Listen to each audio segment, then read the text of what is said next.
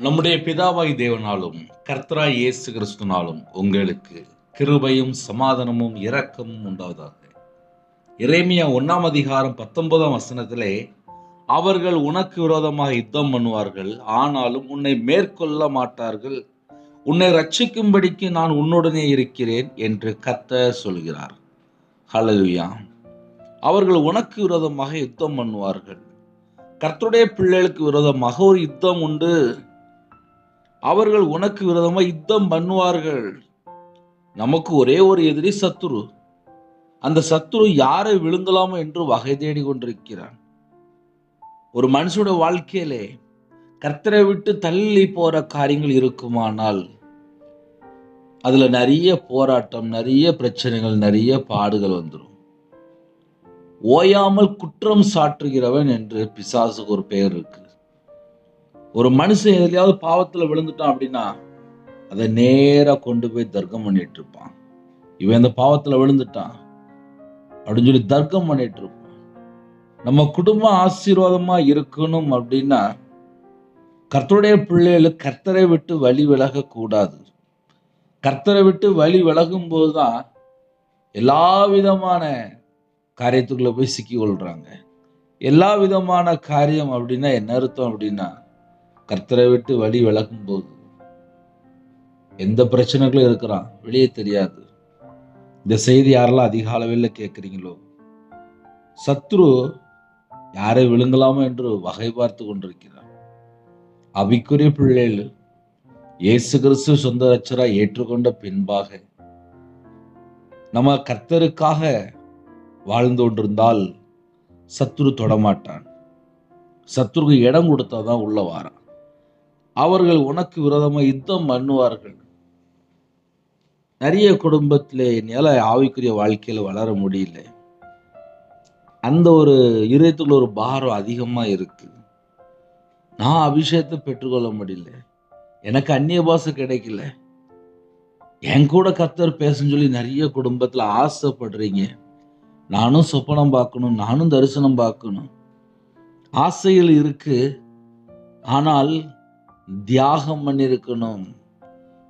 தானியேலுடைய வாழ்க்கையிலே விக்கிரத்துக்குள்ள பொருளை சாப்பிட மாட்டேன், விக்கிரத்துக்குள்ள உணவை சாப்பிட மாட்டேன், விக்கிரத்துக்குள்ள எந்த ஒரு காரியத்திலையும் நான் சிக்கிக்கொள்ள மாட்டேன் தீர்மானம் எடுத்தாரு. 3 வேளை ஸ்தோத்திரம் செலுத்தி ஜெபித்தார். தானியேலுடைய வாழ்க்கையிலே வேற தேசத்துல இருக்காரு, ஆனாலும் தேவனை நோக்கி ஜெபிக்கிறார். ஜெபிக்கிற பிள்ளைகளுக்கு தோல்வி இருக்காது. ஜெபிக்கிற பிள்ளைகளோட வாழ்க்கையிலே ஜெயம் இருக்கும். ஜெபிக்கும் போது கர்த்தர் நமக்காக யுத்தம் பண்ணுவார்.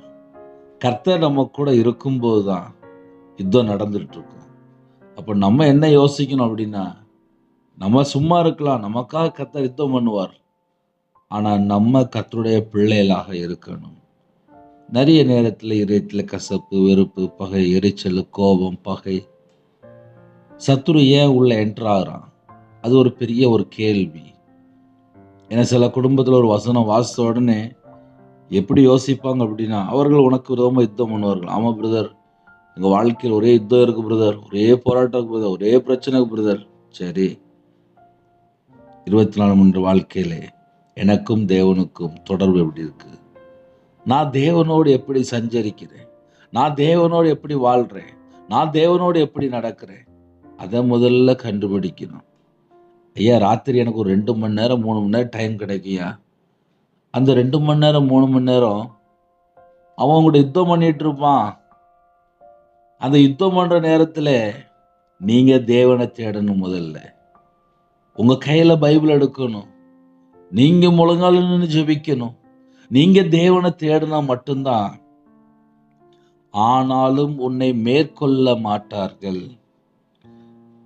அவர்கள் உனக்கு விரோதமா யுத்தம் பண்ணுவார்கள். இப்ப எக்ஸாம்பிள் நான் சொல்லி தரேனே, சிம்பிளா எல்லா நாட்டில் உள்ள ஜனங்களுக்கும் புரியும். கையில பைபிள் எடுத்து வாசிக்கிற பழக்கம் இப்ப நிறைய வீட்டுல இல்ல. நிறைய வீட்டுல இல்ல. ஆனா கையில செல்போன் எடுத்து பல மணி நேரம் பார்த்துட்டு இருக்கிறாங்க. அதுக்கு டைம் இருக்கு. நியாய தீர்ப்பு நாள்ல எல்லாரும் கணக்கு கொடுக்கணும். எப்படி தெரியுமா? 24 மணி நேரம் இருந்துச்சு. வீட்டில் எத்தனை மணி நேரம் நம்ம இருக்கிறோம்? எத்தனை மணி நேரம் செல்போன்ல அடிமையா இருக்கிறோம்? எத்தனை மணி நேரம் தேவையில்லாத இடத்துல போய் பேசிட்டு இருக்கிறோம்? எத்தனை மணி நேரம் வாழ்க்கையை வேஸ்ட் பண்ணிட்டு இருக்கோம்? எல்லாத்துக்கும் நியாய தீர்ப்பு நாள்ல கணக்கு இருக்கு. அப்ப இந்த பூமியில வாழ்ற நாட்களிலே அவர்கள் உனக்கு விரோதமா யுத்தம் பண்ணுவார்கள் அப்படின்னா, நான் கர்த்தரோட நடக்கணும். நான் கர்த்தரோட நடக்கும்போதுதான். ஆனாலும் உன்னை மேற்கொள்ள மாட்டார்கள். உன்னை ரட்சிக்கும்படிக்கு நான் உன்னுடனே இருக்கிறேன் என்று கர்த்தர் சொல்கிறார். அதுல 3வது பாயிண்ட் என்ன அப்படின்னா, உன்னை ரட்சிக்கும்படிக்கு, நம்மளை மீட்டெடுக்கும்படிக்கு கர்த்தர் நம்ம கூட இருக்கிறேன் என்று கர்த்தர் வாக்குத்தத்தம் செய்கிறார். அப்ப இன்னைக்கு செய்தி வாக்குத்தத்தம் செய்தி கூட நம்ம எடுத்துக்கொள்ளலாம். ஏன்னா ஒவ்வொரு மாசமும் 1ஆம் தேதியிலே வாக்குத்தத்தம் ஆராதனை சர்வீஸ் உண்டு. ஆன்லைன் மூலியமாக வாக்குத்தத்தம் கேட்கிறோம். இந்த வருஷம் 1ஆம் தேதி வாக்குத்தத்தம். எல்லா இடத்துலயும் கையில பைபிள் எடுத்து நீங்க எந்த இடத்துல உட்கார்ந்து வாசிக்கிறீங்களோ உங்க கூட வாக்குத்தத்தம் மூலியமா கர்த்தர் பேசுவார். அவர்கள் உனக்கு விரோதமா யுத்தம் பண்ணுவார்கள் அப்படின்னு எழுதப்பட்டிருக்கு. பிரச்சனையே இல்லை, போராட்டமே இல்லை, ஒண்ணுமே இல்லை. இந்த கடைசி காலத்துல கள்ள உபதேசம் இருக்கு. அந்த கள்ள உபதேசத்துல அந்த டீச்சிங் எப்படி இருக்கும் அப்படின்னா, ஒண்ணுமே இருக்காது, நீங்க பேசாம ஃப்ரீயா இருக்கலாம். கிடையாது. உங்களுக்கு விரோதமாக ஒரு யுத்தம் நடந்துட்டு இருக்கு. சத்துரு யார கை வைக்கலாம்? பிள்ளை கை வைக்கலாமா? பையனை கை வைக்கலாமா? கணவரை கை வைக்கலாமா? வீட்டுல எப்படி ஒரு சண்டையை கிளப்பலாம், ஒரு பிரச்சனை கிளப்பலாம், ஒரு போராட்டத்தை கொண்டு வரலாம். ஒரு வீட்டுக்குள்ள ஒரு பிரச்சனை வந்த உடனே சமாதானம் பெயருது. நானும் இதே உலகத்துக்குள்ளதான் இருக்கேன், நானும் இந்த பூமியில தான் வாழ்றேன், நானும் சர்ச்சுக்கு தான் போறேன். 24 மணி நேரம் வாழ்க்கையில் பிசாசுக்கு நம்ம இடம் கொடுத்தா போதும். அடிக்கடி உன் அயலான வீட்டுக்கு கால் வைக்காது. பக்கத்து வீட்டில் போய் டெய்லி ஒரு மணி நேரம் உட்காந்து பேசிட்டு இருப்பாங்க. ஒரு மணி நேரம் டெய்லி கையில பைபிள் எடுத்து வாசித்து பாருங்க, அவைக்குரிய வாழ்க்கையில வளர்ச்சி இருக்கும். அவர்கள் உனக்கு விரோதமா யுத்தம் பண்ணுவார்கள். நமக்கு விரோதமா யுத்தம் பண்ணிட்டு இருக்கும்போது நம்ம என்ன செய்யணும்? நல்ல செல்போன், நல்ல டிவி ஆன் பண்ணிட்டு பல மணி நேரம், அப்புறம் எனக்கு முடியல, வைக்கல, போகல, இதுதான் கம்ப்ளைண்ட். பிரச்சனை எங்க இருக்கு அதையும் கண்டுபிடிக்கணும். உன்னை மீட்டெடுக்கும்படிக்கு, நம்மளை ரட்சிக்கும்படிக்கு என்னை மீட்டெடுப்பாரு, அது நம்பிக்கை. என்னை கர்த்தர் வெளியில கொண்டு வருவார், அது நம்பிக்கை. கர்த்தர் என் கூட தான் இருக்கிறார், அது நம்பிக்கை. அதே நேரத்தில் எப்போதுமே 2 சைடு டீச்சிங், 2 சைடு நம்ம யோசிக்கணும். தேவன் அருளி அப்பம் மினிஸ்டர் மூலியமா யாரெல்லாம் கேட்குறீங்களோ, நம்ம ஒவ்வொரு வசனத்தை பேசும்போதுமே அதுல 2 பக்கம் பேசிட்டு இருப்போம். ஐயா, நான் பரலோகத்துக்கு போகணும், பரலோகத்துக்கு போறதுக்கு நான் கர்த்தரோட நடக்கிறேனா? என் வாழ்க்கை கர்த்தருக்கு பிரியமான ஒரு வாழ்க்கையா இருக்கா? நான் தேவனுக்கு பிரியமானபடிதான் நான் வாழ்ந்துட்டு இருக்கிறேன்னா? அதை நான் தான் கண்டுபிடிக்கணும். அவர்கள் உனக்கு விரோதமா யுத்தம் பண்ணுவார்கள். ஆனா யுத்தம் பண்ணுவார்கள்னா என்னன்னே? ஒரு 3 மணி நேரம் 6 மணி நேரம் செல்போனை தேவையில்லாத வீடியோ பாருங்க. கொஞ்ச நேரம் இப்போ நிறைய வாலிப பையங்க சில வீட்டிலலாம் என்ன பண்ணுறாங்க அப்படின்னா, நல்லா ஆன்லைனில் போய் கேம் விளாண்டுட்டு இருக்கிறாங்க. அப்போ என்ன நடக்கு? நேரத்தெல்லாம் பிசாசு திருடிடுறான். அப்போ யுத்தம் நடந்ததில்ல, நம்ம மக்கள் ஃபெயில் ஆகிட்டாங்கன்னு அர்த்தம். ஏன்னா 5 மணி நேரம் 6 மணி நேரம் செல்ஃபோன் பார்த்தாச்சுல்ல, சத்துரு உள்ள வந்துட்டான்னு அர்த்தம். உன்னை ரட்சிக்கும்படிக்கு அப்படின்னா, நம்மளை மீட்டெடுக்கும்படிக்கு கர்த்தர் நம்ம கூட தான் இருப்பாரு. அவர் வாக்குத்தத்தம் பண்ணியிருக்காரு. ஆனா நம்ம பிசாசுக்கு இடம் கொடுக்க கூடாது. பிரச்சனை எங்கய்யா ஆரம்பிக்கு, எந்த பக்கத்துல இது வருதுன்னு தெரியலையே. எங்க வீட்டுல பிரச்சனை பிரச்சனை பிரச்சனை. வீட்டுல பையன் அழகா ஒரு ஓரத்துல உட்காந்து நல்ல படம் பார்த்துட்டு இருப்பான். சில வீட்டில் நல்ல நாடகம் பார்த்துட்டு இருப்பாங்க. சில வீட்டில் பையன் நல்ல கேம் விளாண்டுட்டு இருப்பான். சில வீட்டில் நல்ல இன்டர்நெட்டுக்குள்ள போய் பல காரியங்களை பார்த்துட்டு இருப்பாங்க. ஆக மொத்தம் அடிமையா வாழ்ந்துட்டு இருக்காங்கன்னு அர்த்தம். சிம்பிளா சொல்லணும் அப்படின்னா, தேவனுக்கு அடிமையா இருந்தால் கர்த்தர் கூட இருப்பார். மனுஷனுக்கு அடிமையா இருக்கும்போது அங்க சத்துரு உள்ள வந்துட்டு வந்துட்டு வந்துட்டு வந்துட்டு போறான்.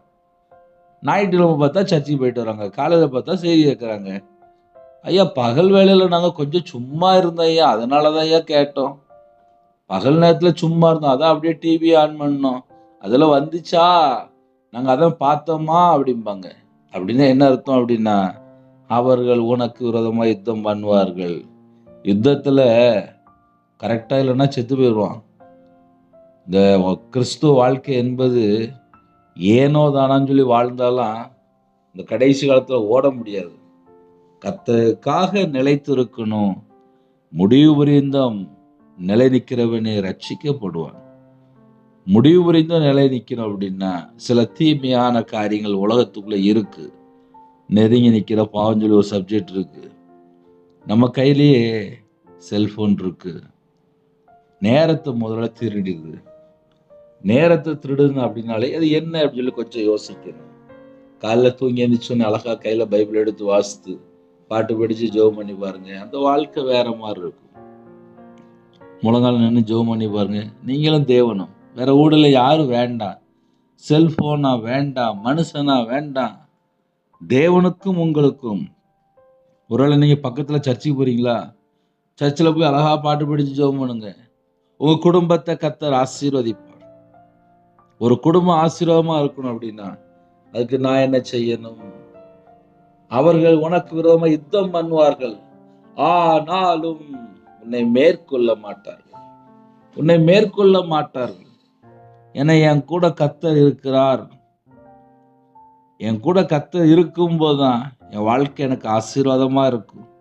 என் கூட கர்த்தர் இல்லை அப்படின்னா பிசாசு எல்லாத்தையும் அழிச்சிட்டு போயிடுவான். பிசாசுக்கு ஒரு பேர் இருக்கு, திருடன் திருடவும் கொல்லவும் அழிக்கவும் வருகிறான் என்று வேற ஒன்றுக்கும் வரான்.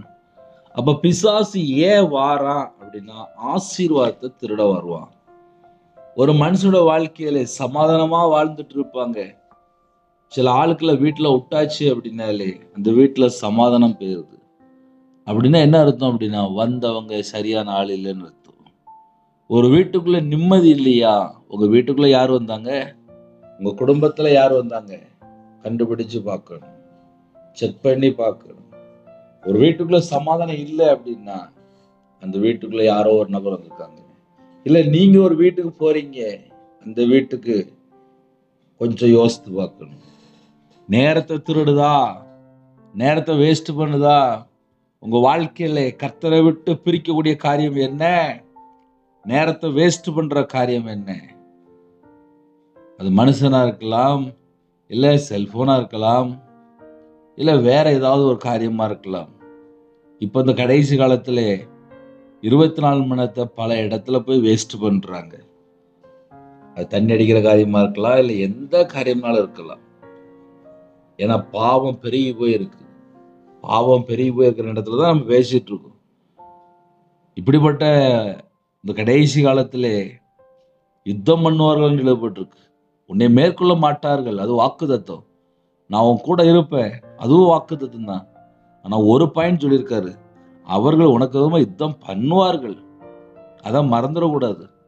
என் கூட இயேசு கிறிஸ்து இருக்கிறார் அப்படின்ட்டு நான் பேசாம கையில பைபிள் எடுத்து வாசிக்காம, நான் பேசாம ஜெபம் பண்ணாம, நான் பேசாம செல்போனை பல மணி நேரம் பார்த்துட்டு இருந்தா அந்த சத்துரு உள்ள வந்து எல்லாத்தையும் ஆசீர்வாதத்தெல்லாம் திருடிட்டு போயிடுவான். வீட்டுல நிம்மதி இருக்காது, ஆவிக்குரிய வாழ்க்கையில வளர முடியாது, வசனம் இதயத்துக்குள்ள இருக்காது, எல்லாமே காணாம போயிடும். ஏன்னா அவன் உள்ள வந்துட்டான். அதான் யுத்தம் பண்ணுவான்னு போட்டிருக்கு. அவர்கள் உனக்கு ரொம்ப யுத்தம் பண்ணுவார்கள். இந்த கடைசி காலத்துல பொல்லாத ஜனங்கள் இருக்காங்க. எப்படியாவது ஒரு குடும்பத்தை அழிக்கணும், பல தீமையான வார்த்தைகளை சொல்லி காயப்படுத்துவாங்க. நம்ம கூட இருக்கிறவங்க எல்லாருமே நல்லவங்களா அப்படின்னு சொல்லி கொஞ்சம் நம்ம யோசித்து பார்க்கணும். பைபிள் பிரகாரம் யோசித்து பார்க்கணும். அப்படின்னா சுவாசம் உள்ள மனுஷனை நம்புவதை விட்டு விடுங்கள், ஒரு மனுஷன், சுவாசம் உள்ள மனுஷனை நம்பி நம்பி நம்பி நம்பி ஓடி ஓடி டயர்ட் ஆயிட்டான். எப்படி டயர்ட் ஆயிட்டான்? ஐயா, அந்த மனுஷனை நம்பி நான் போனேன் ஐயா, என்னை ஒரு நாள் என்னை ஏமாத்திட்டான். என்கிட்ட பணம் வாங்கினான், தரல. என்கிட்ட நகை வாங்கினான், தரல. நான் அவங்களுக்காக ஜாமீன் கையெழுத்து போட்டேன், ஆனா பணம் கட்டலை. இப்ப நான் கட்டிட்டு இருக்கேன். இப்ப நான் கஷ்டப்பட்டுட்டு இருக்கேன். அவங்கள்ட்ட நான் பழகுனேன், என்னை ஏமாத்திட்டாங்க, என் வாழ்க்கை போச்சு. இதெல்லாம் என்ன அர்த்தம் அப்படின்னா, யாரோ ஒரு நபர் நம்ம வாழ்க்கையிலே ஏதோ ஒரு ஆசீர்வாதத்தை திருடிட்டு இருக்காங்க. திருடன் திருடவும் கொல்லவும் அழிக்கவும் வருகிறான், வேற ஒன்றுக்கும் வர. கொல்லணும். ஏன் கொல்லணும்? யாரும் பரலோகத்துக்கு போக கூடாது, யாரும் ஆவிக்குரிய வாழ்க்கையில வளரக்கூடாது, யாரும் கர்த்தரை தொழுது கொள்ளக்கூடாது, இஷ்டம் போல பாவத்துல அக்கிரமத்துல வாழ்ந்துட்டு இருக்கணும். பிசாசனுடைய டார்கெட் என்ன அப்படின்னா, ஒரு மனுஷன் இஷ்டம் போல வாழணும், தேவனை தேடக்கூடாது. அதுதான் பிசாசனுடைய ஹையஸ்டான நோக்கம். பாவத்துல அக்கிரமத்துல விழுந்து கிடந்தா அவன் என்னைக்கு வெளியில வர முடியும்? அவன் அதிலேயே செத்து போயிடுவான். அப்படின்னு என்ன அர்த்தம் அப்படின்னா, பலவிதமான பாவத்தை உள்ள விதைச்சிட்டு இருக்கான். ஒரு மனுஷன் கடந்து ஒரு பாரத்துல கையில பைபிள் எடுத்து வாசிக்க முடியல, கேட்டா வீட்டுல நிம்மதி இல்ல பிரதர், பல லட்சங்கள் கடன் இருக்கு பிரதர் அப்படிம்பாங்க. என்ன கடன் இருக்கு? ஒரு வீட்டு லோனு, ஒரு பிசினஸ் லோனு, ஒரு பர்சனல் லோனு, ஃபைனான்ஸ்ல ஒரு லோனு, ஒரு 5-6 லோன் வச்சிருப்பாங்க. இந்த 5-6 லோன் என்ன பண்ணும் அப்படின்னா, காலைல தூங்கி எழுந்திரிச்சோன்னா மெசேஜ் வந்துடும், நீங்க இன்னும் பணம் கட்டவில்லை, இன்னைக்கு நீங்க கட்டணும் அப்படின்னு சொல்லி காலையிலேயே ஒரு மெசேஜ் வந்துடும். செல்போனை பார்த்த உடனே உங்களுக்கு நிம்மதி போயிடும். காலையில யுத்தம் ஆரம்பிச்சிட்டுன்னு அர்த்தம். அப்புறம் அந்த பணம் கட்டுறதுக்கு யார்கிட்ட பொய் சொல்லி யார்கிட்ட பணம் வாங்கலாம்? ஐயோ, எனக்கு இன்னைக்கு இவ்வளோ ரூபா பணம் வேணுமே, உடனே அடுத்த ஆள்கிட்ட பொய் பேசி உடனே பணம் வாங்க ரெடியா இருப்பாங்க. ஆக மொத்தம் என்ன அப்படின்னா, நிம்மதியே இருக்குது. அப்போ யுத்தம் பண்ணுவார்கள் அப்படின்னா, யார்கிட்டயோ கையெழுத்து போட்டிருப்போம், யார்கிட்டயோ கடன் வாங்கியிருப்போம், யாருக்கோ வாங்கி கொடுத்துருப்போம். யுத்தம் நடந்துகிட்டே இருக்கும். இந்த யுத்தம் ஏன் நடக்கு அப்படின்னா, நமக்கு தெரியாம பிசாசு பல காரியங்களை விதைக்க உள்ள வாரானா, அதை ஒரு குடும்பம் தெளிவா கண்டுபிடிச்சா மட்டும்தான் பிசாசுக்கு இடம் கொடுக்காம இருக்க முடியும். ஐயா, பிசாசுக்கு இடம் கொடுக்காம இருக்கணும், நாங்க என்னையா செய்யணும்? கையில பைபிள் எடுத்து வாசிக்கணும். அந்த வசனத்துக்கு நம்ம கீழ்ப்படிந்தா மட்டும்தான் பிசாசு உள்ள என்டர் ஆக மாட்டான். நான் கையில பைபிள் எடுத்து வாசிச்சதுல கண்டுபிடிச்ச ஒரே ஒரு காரியம் என்ன தெரியுமா? கர்த்தரை விட்டு வழி விலகினால் பழைய பாவத்துக்குள்ளேயோ இல்ல பழைய எண்ணங்களோ பழைய சிந்தனைகளோ பழைய காரியங்களோ ஏதாவது தொடருதா, இல்ல பழைய ஃப்ரெண்ட்ஷிப்பு பழைய ஏதாவது காரியங்கள் தொடருதா? கிறிஸ்துவுக்குள் புது சிருஷ்டி என்று எழுதப்பட்டிருக்கு.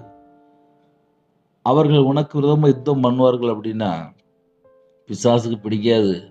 ஒருத்தன் கையில பைபிள் எடுத்து வாசித்தா பிடிக்க மாட்டுக்கு, ஒருத்தன் ஜெபம் பண்ணா பிடிக்க மாட்டுக்கு, ஒருத்தன் சர்ச்சுக்கு போனா பிடிக்க மாட்டுக்கு. அப்போ கர்த்தருடைய பிள்ளைகள் என்ன செய்யணும்? 24 மணி நேரம் கர்த்தருக்காக வாழ்றோம் அப்படின்னா அந்த பக்தி வைராக்கியம் நமக்குள்ள எப்படி இருக்கு? நான் இயேசு கிறிஸ்துவை ஏற்றுக்கொண்ட பின்பாக என் கூட கர்த்தர் இருக்கிறாரு, ஆனாலும் உன்னை மேற்கொள்ள மாட்டார்கள். ஏன்னா என் கூட கர்த்தர் இருக்கிறாரு. போராட்டம் இருக்கு, பிரச்சனை இருக்கு, பாடுகள் இருக்கு. அனுதின வாழ்க்கையில எத்தனையோ குடும்பத்துல கஷ்டத்தின் மத்தியில தான் தேவனை தேடிட்டு இருக்கிறாங்க. உபத்திரம் தான். கடைசி காலத்துல மிகுந்த உபத்திரத்தோடு பரலோகத்துக்கு போகணும். கள்ள உபதேசத்துல உபத்திரமே இருக்காது, பாடே இருக்காது, ஒண்ணுமே இருக்காது. அதெல்லாம் டயலாக் பிரசங்கம், அது கள்ள உபதேசம். கர்த்தர் என் கூட இருப்பாரு, நான் பரலோகத்துக்கு போய் சேருவேன், அந்த நம்பிக்கை நமக்கு இருக்கணும். உன்னை ரட்சிக்கும்படிக்கு, உங்களை மீட்டெடுக்கும்படிக்கு. ஐயா, நான் இந்த இதுல விழுந்து போயிருக்கேன், என்னை மீட்டெடுப்பாரா? கர்த்தர் மீட்டெடுப்பார், தைரியமா இருங்க. நானும் கஷ்டப்பட்டிருக்கேன், நானும் உபத்திரப்பட்டிருக்கேன், நானும் பல பிரச்சனையில கஷ்டப்பட்டிருக்கேன். கர்த்தரை நோக்கி ஜெபிக்கும் போது கர்த்தர் என்னை மீட்டெடுத்தார். கர்த்தர் என்னை மீட்டெடுக்கும் போது ஆமா நானும் மாட்டிக்கிட்டேனே அப்படின்னு சொல்லி யோசித்தேன். அப்படின்னு என்ன அர்த்தம் அப்படின்னா, அவர்கள் உனக்கு விரோதமா யுத்தம் பண்ணுவார்கள். யுத்தம் நடந்துகிட்டே தான் இருக்கு. சத்துரு என்னைக்கு சங்கிலினால கட்டப்படுறானோ அன்னைக்கு தான் பிரச்சனை முடியும்.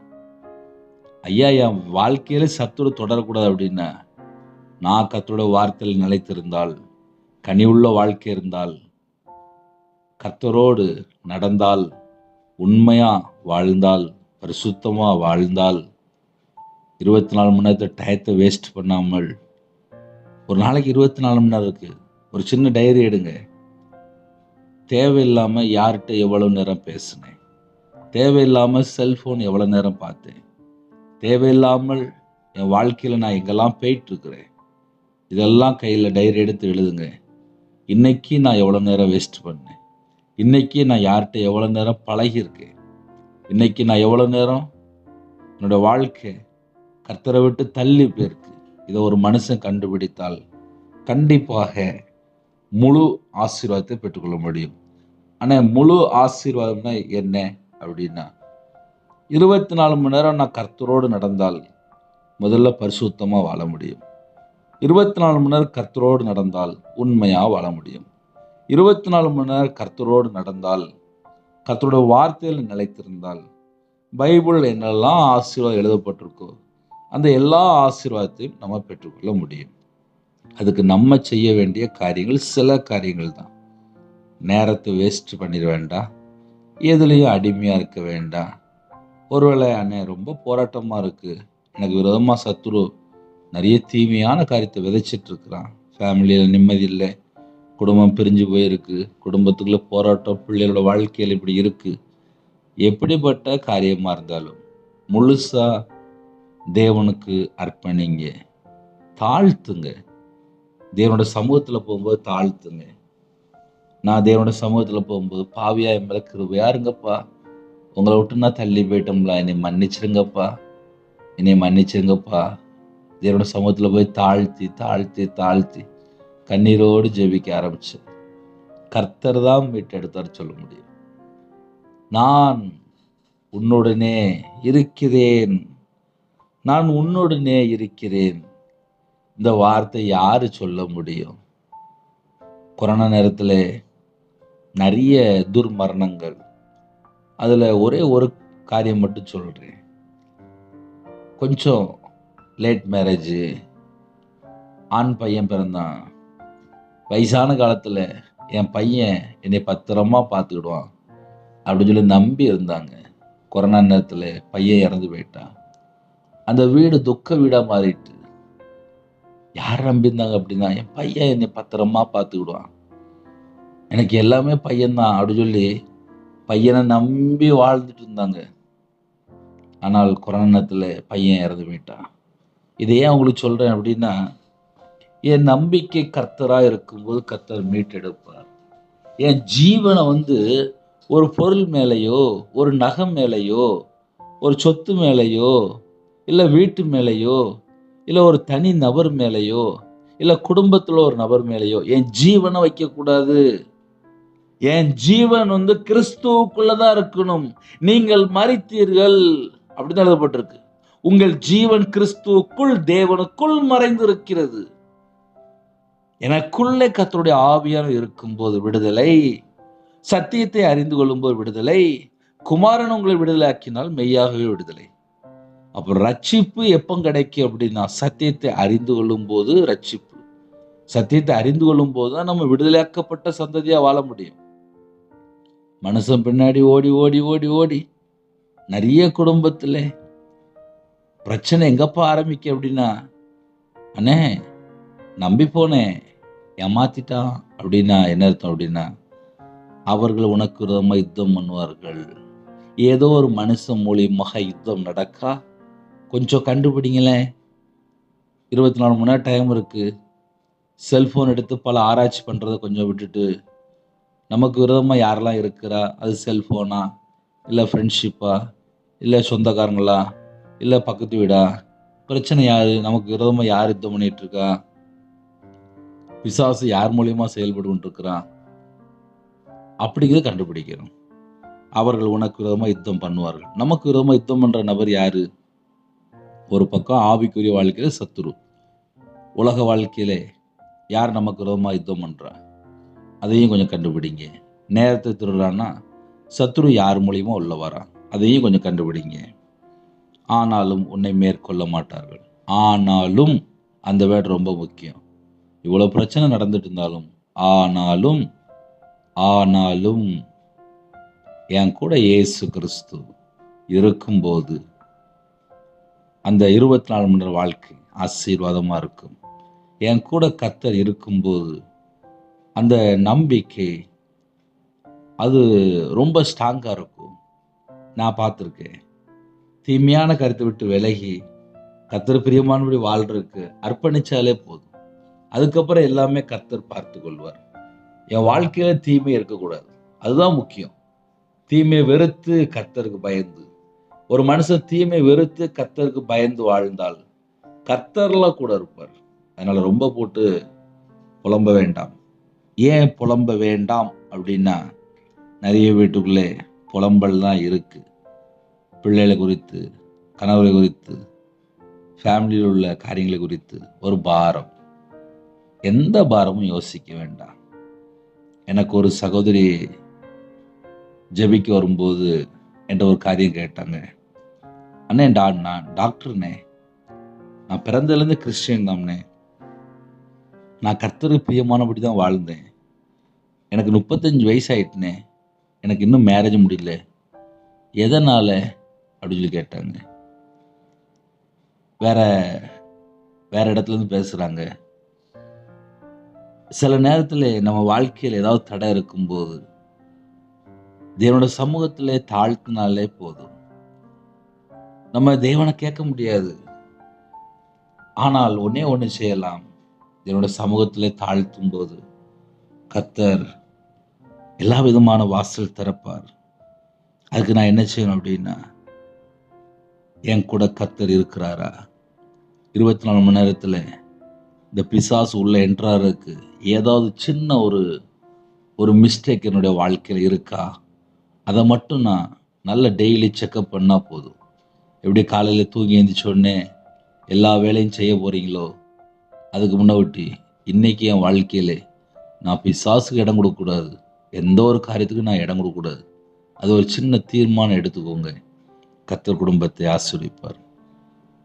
உன்னை மேற்கொள்ள மாட்டார்கள், உன்னை ரட்சிக்கும்படிக்கு நான் உன்னுடனே இருக்கிறேன் என்று கர்த்தர் சொல்லுகிறார். எரேமியா தீர்க்கதரிசி மூலியமாக கர்த்தர் அன்னைக்கு பேசினா அப்படி இன்னைக்கு நம்ம கூட பேசுகிறார். நம்ம கூட பேசும்போது கர்த்தருடைய வார்த்தையை விசுவாசித்து, என் கூட நீங்க இருக்கிறீங்கப்பா, என் கூட நீங்க இருக்கிறீங்க, உன்னை மேற்கொள்ள மாட்டார்கள், இந்த பிரச்சனைலாம் நீ ஒண்ணுமே செய்யாது, என் கூட நீங்க இருக்கிறீங்க அப்படின்னு சொல்லி நம்பிக்கையோடு கர்த்தர் மேல வச்ச விசுவாசம் இன்னும் அதிகரிக்கணும். கர்த்தர் மேல வச்ச விசுவாசம் அதிகரிக்கும் போது அற்புத அடையாளம் நடக்கும். கர்த்தருடைய வல்லமை வெளிப்படும். உன்னதமான தேவன் உங்க குடும்பத்தை ஆசீர்வதிப்பார். கண்களை மூடி நாம் இருக்கிற இடத்திலே தாழ்த்துவோம், அர்ப்பணிப்போம்.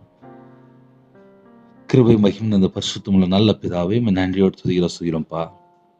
புதிய நாளுக்கான சில கிருபைக்கா நன்றி. எங்களோட ஆவி, ஆத்துமா, சரீரம், சிந்தனை, நினைவு எல்லாவற்றையும் உங்களுடைய ஜீவனுக்குள்ள அர்ப்பணிக்கிறோம்.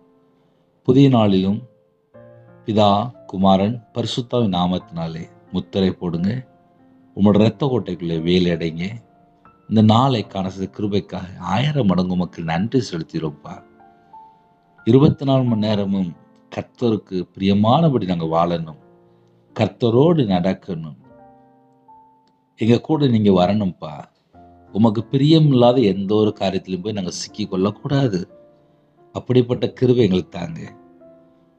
உன்னை மேற்கொள்ள மாட்டார்கள், நான் உன்னுடனே இருக்கிறேன், உன்னை ரட்சிக்கும்படிக்கு, உன்னை மீட்டெடுக்கும்படிக்கு எங்க கூட நீங்க பேசுறீங்கப்பா. இந்த வசனத்தின் மூலியமா யாரெல்லாம் கேட்டு என் வாழ்க்கையில் இப்படிப்பட்ட சில காரியங்கள் இருந்துச்சு, நான் இனிமேல் இந்த தீமையான காரியத்தை விட்டு நான் விலகிடுவேன், இனிமேல் நான் நேரத்தை வேஸ்ட் பண்ண மாட்டேன், இனிமேல் நான் சத்துருக்கு இடம் கொடுக்க மாட்டேன், யாரெல்லாம் தீர்மானம் எடுக்கிறாங்களோ உங்க பிள்ளைகளை பரிசுத்தப்படுத்துங்க, குறைகளை மன்னிங்க, பாவத்தை மன்னிங்க, அக்கிரமத்தை மன்னிங்க. எந்த சாபத்துக்குள்ள சிக்கி கொண்டாங்களோ அதுலேருந்து கர்த்தர் மீட்டெடுங்க. கர்த்தருடைய பலத்தை அக்னி இறங்கி வரட்டும். ஏசு கிறிஸ்து ரத்தத்தினாலே, ஏசு கிறிஸ்து நாமத்தினாலே சத்துருக்களை பட்சிக்கிற அக்னி இறங்கி வரட்டும்ப்பா. எந்தெந்த குடும்பத்துக்கு விரோதமாக கிரியை செய்து கொண்டிருக்கோ இந்த எல்லா கிரியெல்லாம் இயேசு கிறிஸ்து நாமத்தில் சுட்டு எரிக்கப்படட்டும். இயேசு கிறிஸ்து நாமத்தில் சுட்டு எரிக்கப்படட்டும். இயேசு கிறிஸ்து நாமத்தினால் எரிந்திருந்து சாம்பலாகட்டும். இயேசு கிறிஸ்து நாமத்தினால் எரிந்திருந்து சாம்பலாகட்டும். அந்நிய கிரியைகள் எல்லாம் இயேசு கிறிஸ்து நாமத்தினால் எரிந்திருந்து சாம்பலாகட்டும். சர்ப்பத்துடைய கிரியைகள் எல்லாம் இயேசு கிறிஸ்து நாமத்தினால் எரிந்திருந்து சாம்பலாகட்டும். எந்த வீட்டுக்குள்ளே சத்துரு இடம் கொடுத்தாங்களோ இந்த நாள் முதல் கொண்டு கர்த்தர் வேலை அடைத்து கர்த்தர் பாதுகாத்து கொள்ளுங்க. மனம் திரும்பி வாழ கர்த்தர் கிருபை செய்யுங்க. கர்த்தருடைய வார்த்தையில நிலைத்திருக்க கர்த்தர் கிருபை செய்யுங்க. பரிசுத்தமா வாழ கர்த்தர் அபிஷேகம் பண்ணி உங்க பிள்ளைகளை பரிசுத்தத்துக்கு நேராக வழி நடத்துங்க. தேவனுக்கு பிரியமானபடி உண்மையா வாழ கர்த்தர் கிருபை செய்யுங்க.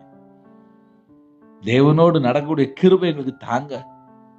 இந்த நாளை கர்த்தர் எங்களுக்கு ஆசீர்வாதமா மாற்றித்தாங்க. எல்லா தடைகளெல்லாம் நீக்குங்க. எல்லா கட்டுகளெல்லாம் இயேசு கிறிஸ்து நாமத்தில் அறுக்கப்படட்டும். கர்த்தருடைய வல்லமை இறங்கி வரட்டும். பலத்த அக்கினி இறங்கி வரட்டும்.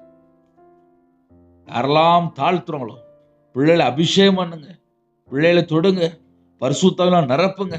அந்நிய பாஷை வரங்களால் நிரப்புங்க. பற்பல பாஷைகளை தாங்க. லீபாலகத நம்ம ஒரு சந்த லபலகுறது ரீபாலகத நேகி பிலாபிலாசி பலஹூர பலஹரது ரெகதன மிகு பிலஹாஷி பிலஹரது ரதுனி மிகு பிலஹார் பிலஹரது ரீதனமால சந்து ரொபலஹூர பிலஹார் பிலஹாரது. கர்த்தர் தொடுங்கப்பா. கர்த்தர் தொடுங்கப்பா. கர்த்தர் தொடுங்க. உன்னை ரட்சிக்கும்படிக்கு நான் உன்னுடனே இருக்கிறேன் என்று கர்த்தர் வாக்குத்தத்தம் செய்தீங்க. கர்த்தருடைய வாக்குத்தத்தம் இந்த நாளிலும் உங்க பிள்ளைகளோட வாழ்க்கையிலே இயேசு கிறிஸ்து நாமத்தால் நிறைவேறுவதாக கர்த்தர் கிருபை தாங்க. புதிய நாளிலும் பிள்ளைகளே கர்த்தர் பரிசுத்தப்படுத்தி ஆசீர்வதித்த கிருபைக்காக உமக்கு 1000 மடங்கு உமக்கு நன்றி செலுத்திடும். சிரசின் மேல ஆசீர்வாதத்தை வைங்க. கையின் கீழ் ஆசீர்வதிங்க. அப்பத்தின் தண்ணீர் ஆசீர்வதிங்க. சந்ததியை காண கர்த்தர் கிருபை செய்யுங்க. வம்சம் பழுகி பெருக கர்த்தர் கிருபை செய்யுங்க. யாரெல்லாம் தாழ்த்துறாங்களோ, யாரெல்லாம் வெளியில புறப்படுறாங்களோ, யாரெல்லாம் வியாபாரத்துக்கு போறாங்களோ, யாரெல்லாம் கம்பெனி வச்சிருக்காங்களோ எல்லா குடும்பத்தை கர்த்தர் 1000 தலைமுறைக்கு ஆசீர்வதிங்க. இந்த வருஷத்துல இதுவரைக்கும் என்னோட வாழ்க்கையில் நன்மையை நான் பெற்றுக்கொள்ள முடியலன்னு சொல்லி யாரெல்லாம் வேதனைப்படுறாங்களோ, எங்க கூட கர்த்தர் இருக்கும்போது தான் நன்மையை பெற்றுக்கொள்ள முடியும். நாங்க கர்த்தருக்கு பிரியமானபடி வாழ்ந்து நன்மையை பெற்றுக்கொள்ள எங்களுக்கு கிருபை தாங்க. உலகத்துக்கு வேஷம் தரிக்காமல் கர்த்தருடைய வார்த்தையில நிலைத்திருக்க எங்களுக்கு கிருபை செய்யுங்க. கர்த்தரோட பாவத்தை மன்னிப்பாரா என்று ஒரு குடும்பத்தில் நின்று கொண்டிருக்கிறீங்க. கர்த்தர் நாளில் உங்களோடு பேசியிருக்கிறார். தேவனுடைய சமூகத்திலே தாழ்த்தி கொண்டிருக்கிறீங்க.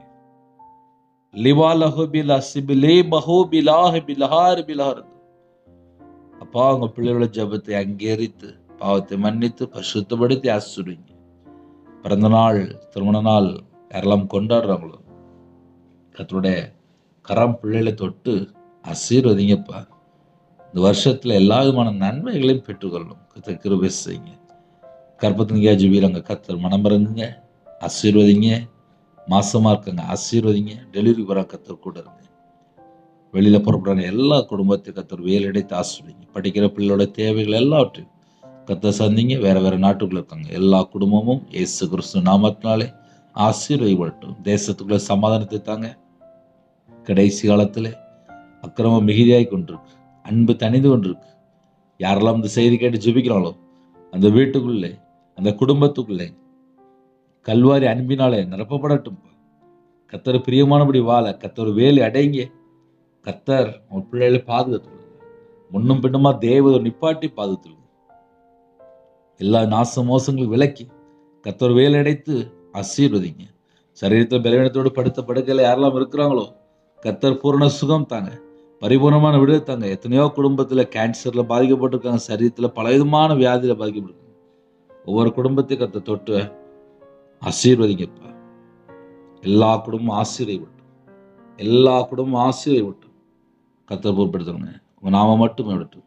சிறுபிள்ளை முதல் கொண்டு முதியோர் வரை எல்லா குடும்பத்தையும் கர்த்தர் ஆசீர்வதிங்க.